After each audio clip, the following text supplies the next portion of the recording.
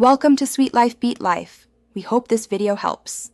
In this video, I will explain how much it costs to fix a cracked iPad screen. This guide will help you understand the options available.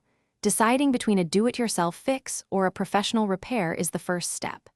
DIY kits might seem appealing, costing around $25 to $75, but they demand precision.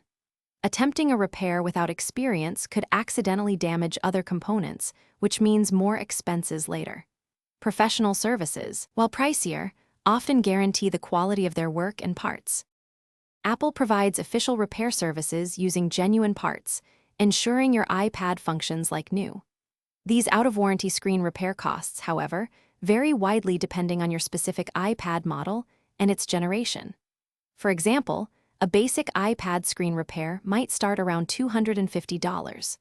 Newer, larger iPad Pro models could cost upwards of $650, sometimes even $700. Always check Apple's support website or contact them directly for an accurate quote for your device. Independent repair shops offer a more budget-friendly alternative for cracked iPad screens.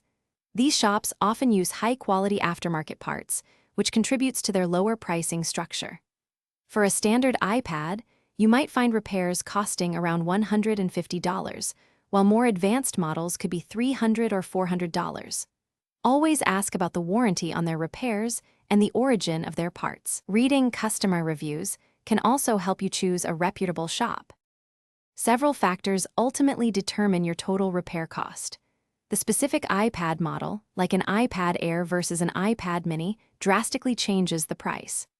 The extent of the damage, meaning just the glass or the underlying display, also plays a crucial role. Your geographical location affects labor costs, and the service provider, whether Apple or an independent shop, offers different price points. Weigh these elements carefully to make the best decision for your device and your wallet. Thanks for watching. Consider subscribing if we helped you.